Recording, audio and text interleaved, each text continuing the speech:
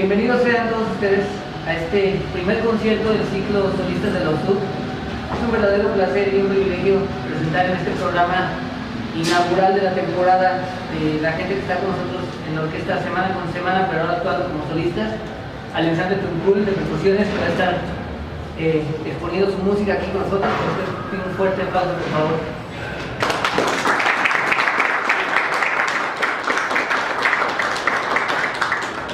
Agradezco mucho a nombre de la Orquesta Sinfónica de la Universidad de Guanajuato y el ensamble su asistencia a esta charla. Creo que siempre son importantes las charlas preconcierto para la música orquestal, pero el día de hoy creo que tiene una importancia trascendental, ya que uno de los elementos más importantes de la música de percusiones de la cual van a hablar los maestros es que está enclavada principalmente en la vanguardia, o ha tenido una gran importancia en la vanguardia. Entonces, el día de hoy está con nosotros el señor Óscar Esqueda, Ulises Hernández y Octavio Sapián. Entonces, me gustaría comenzar esta plática con las impresiones de los maestros acerca, primero, de la música de percusión, de la música en general de los instrumentos de percusión y de la importancia de las estéticas y de la evolución de las estéticas de la música contemporánea actual. Sí, bueno, para comenzar como una brevísima introducción, digamos que los instrumentos de percusión son de la familia instrumental más antigua que tenemos, ¿no? Ya sea por la facilidad con que podemos encontrarlos en la misma naturaleza, prácticamente cualquier cosa puede ser percusión. Todas las culturas de la antigüedad, grandes y pequeñas, tuvieron sus propias versiones de los instrumentos de percusión. Y bueno, así como el número de instrumentos de percusión es prácticamente infinito, las posibilidades sonoras y expresivas con cada uno de ellos es también exorbitante. Sin embargo, bueno, estas posibilidades realmente podemos decir que tienen poco de ser exploradas, pues no fue sino hasta en la música académica occidental, hasta la tercera mitad del siglo XX, que los compositores empezaron a explotar estos instrumentos. Antes habían estado relegados como un segundo plano de reforzar a otras familias instrumentales, de militarizar algún fragmento o de otorgarle a la música ciertos pasajes muy rítmicos, ¿no? Festivos. Pero bueno, a partir de la década de 1930, con compositores visionarios como Amadeo Roldán o como Edgar Varèse, empieza el ascenso de las percusiones, ¿no? Amadeo Roldán compone la rítmica 5 y 6 en 1930 exclusivamente para instrumentos de percusión, y un año más tarde, en 1931, Edgar Varèse compone Ionización, un clásico ya de la música de percusión de ensambles.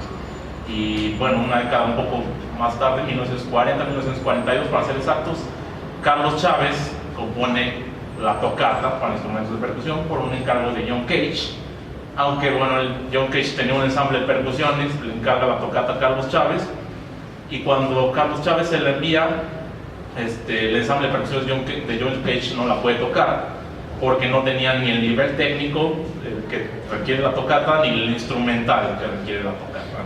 Entonces podemos decir que a partir de ahí ya empieza el ascenso de las percusiones, y pues hasta llegar a la actualidad, de las vanguardias actuales.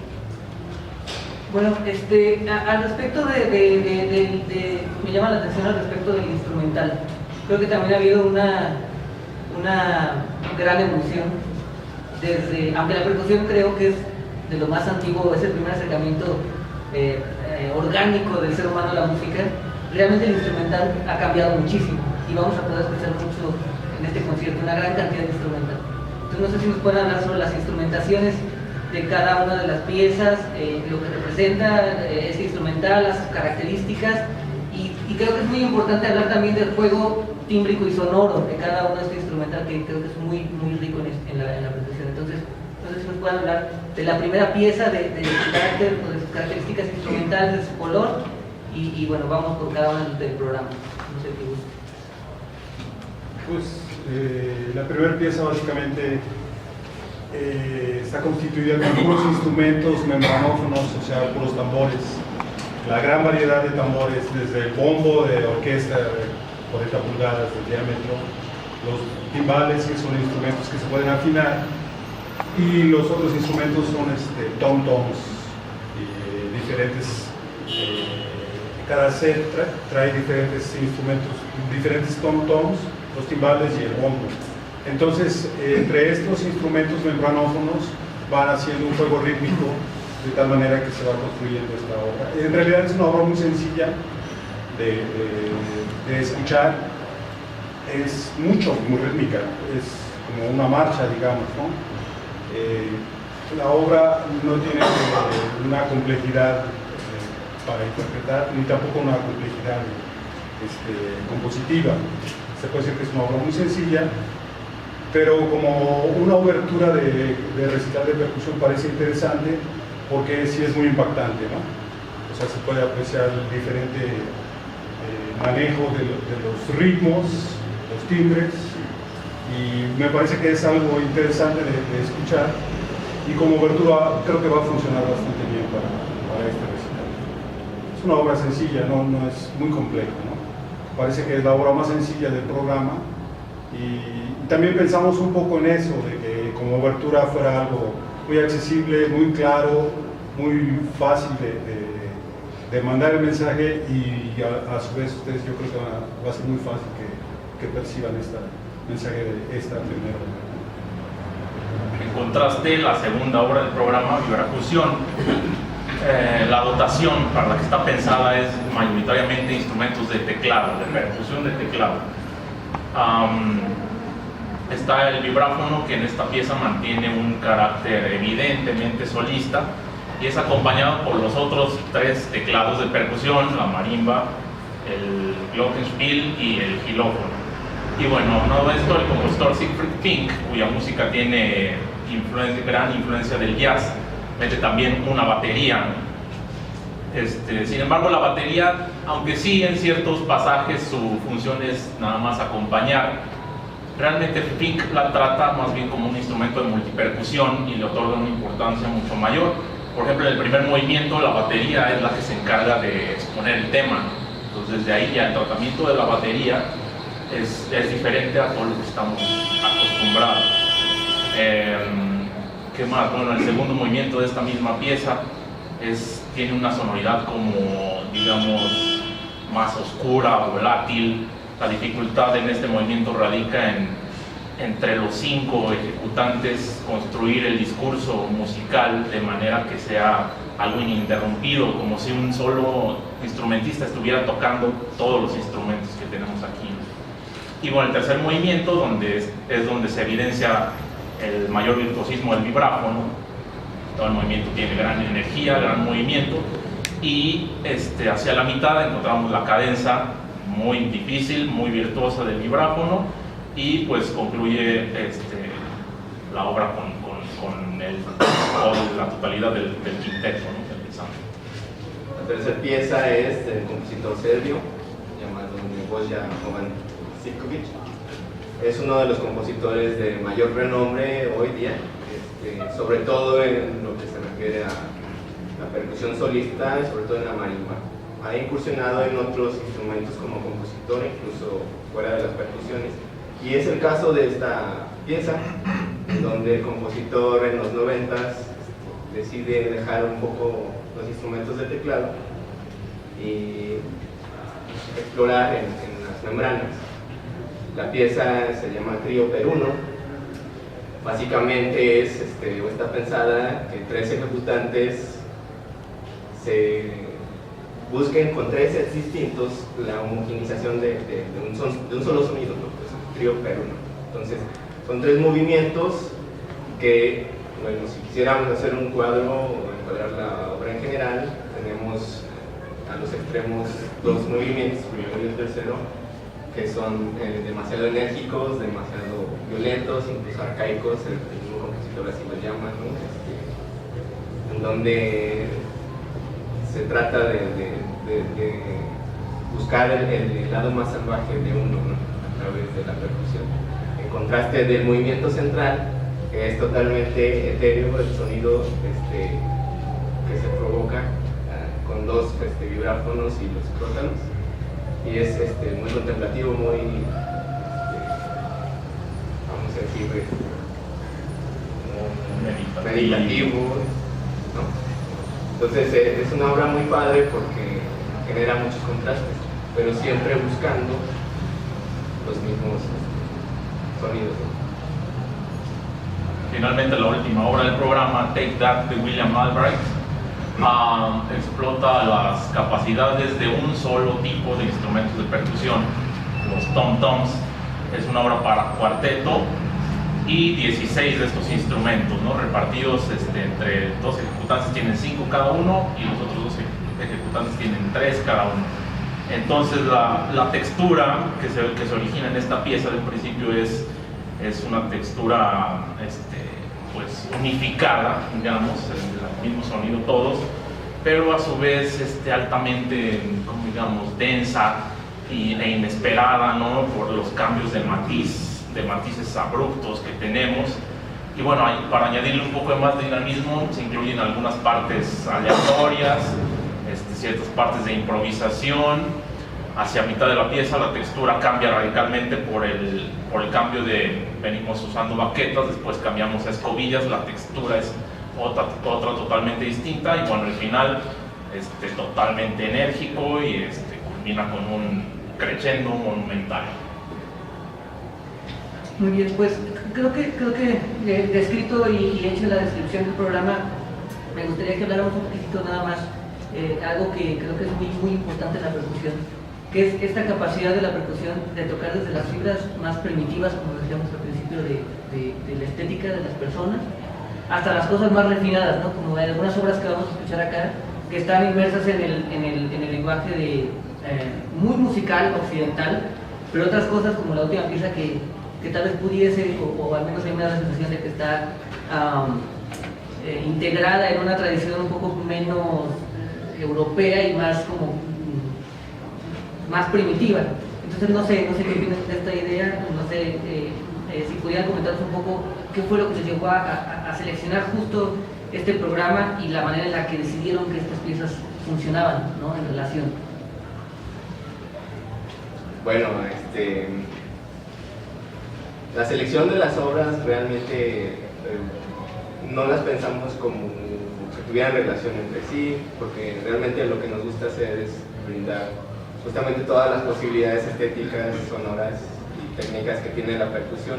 Entonces, lo que nos gusta hacer es presentar un programa tan diverso, que la gente jamás se aburra, ¿no?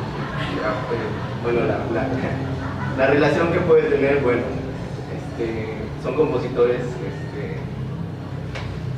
de muy alto nivel, compositores que son además percusionistas, que son además obras de los 70s, 80s, casi todas. Y bueno, siempre es complicado porque por más que queremos incluir obras en el que se muestre todo lo que se puede hacer con un simple tambor, es difícil, ¿no? Entonces la selección va más en relación a dar un programa variado y sobre todo disfrutable, ¿no? Sí, además que creo que es de hacerse notar que estoy viendo las fechas como ahorita comentaste, y realmente todas estamos muy acostumbrados aquí en los viernes por la noche a escuchar obras desde Beethoven, Bach, toda la historia, ¿no? Pero me llama la atención las fechas de las obras, que todas las obras son muy nuevas, ¿no? Son muy recientes, o sea, en relación, ¿no? Son muy recientes, entonces creo que puede ser o será muy interesante ver estas nuevas estéticas a través de instrumentos que son tan históricos como la vida misma, ¿no? De la existencia del ser humano. Entonces no sé si gusten agregar algo, maestro, si alguien quiera hacer alguna pregunta, no sé, siéntanse en confianza. ¿Aproximadamente cuántos instrumentos van a ocupar? Uy, ¿quién sabe? Wow. 16 toms tenemos, un vibráfono, una marimba, dos vibráfonos, una marimba, un xilófono, un juego de crótalos, muchos platillos, una batería. Sí, porque la coche, Bueno, las mismas maquetas de pronto funcionan. Sí. tienes el inventario exacto. Cajas de madera, cencerros. Entonces, cuando viajas necesitan un trailer. Sí, sí, sí. Sí. Sí, esta música que se hace surge de la exploración de los instrumentos, se hace música a partir de esa exploración. Como Puede tener las dos vertientes, ¿no? Puede haber compositores que se enfoquen en la ejecución convencional de los instrumentos, y puede haber otros que se enfoquen en la exploración, en obtener nuevas sonoridades mediante nuevos métodos de ejecución, a lo cual en música se llama técnicas expandidas. Y de eso sí hay mucho también, bueno, en la percusión y en todo lo nuevo para instrumentos, ¿no? O sea, para piano, para violín, para lo que sea. Pero bueno, ahí sí depende como que de cada compositor. En este caso, en el programa de hoy, creo que todo es... Eso es una escritura convencional. Ajá, todo es convencional. Sí hay búsqueda de efectos, Ajá. pero no es, como las obras no son tan o sea, tienen, Son recientes, pero no tan... tienen ya 40, 50, Ajá. no, 40, 30. 40, 30 años más o menos. Entonces, apenas estaba el auge de las percusiones como solistas, claro. La percusión como solista. Entonces, hasta los últimos 20 años, 10 años es cuando ya se ha explorado mucho más. Sí, lo que sí es que cada vez va evolucionando más la búsqueda de los mismos sonoridades de los instrumentos, ¿no? Como decía Oscar, aunque sea un solo instrumento, un tambor, a ese instrumento se le pueden sacar muchas sonoridades, ¿sí? Con baquetas, con diferentes maneras de tocarlo, ¿no?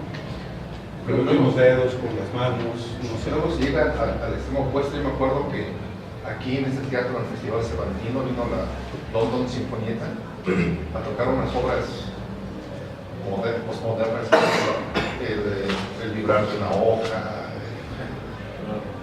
y a mí no me sonaba. No lo encontré yo muy gusto, ando perdido en eso. Ajá.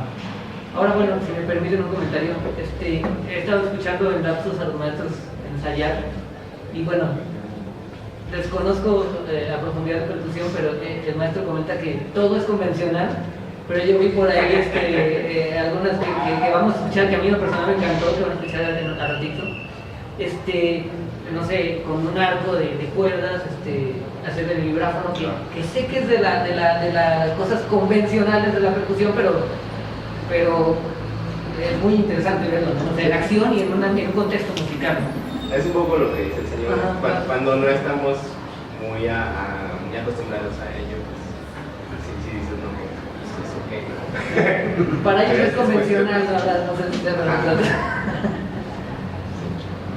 Mi pregunta es, la divido en dos, mi pregunta. La primera es, ¿ustedes incluyen, no lo sé, por eso la pregunta, algún tipo de instrumento más tribal? Y la otra pregunta sería, ¿por qué luego tienden a marginar, digamos, los tamborcitos más latinoamericanos y ese tipo de percusión? Ajá, bueno, en este programa sí creo que no hay ningún instrumento más tradicional, ¿no? Todo es dentro de la tradición musical occidental. Pero pues no, realmente no lo marginamos. Tenemos la tradición de Carlos Chávez, que por ejemplo en la Sinfonía India utiliza huevos, utiliza todos estos instrumentos, ¿no? Fonastlis, ajá. Tenemos las maracas también, evidentemente mexicanas.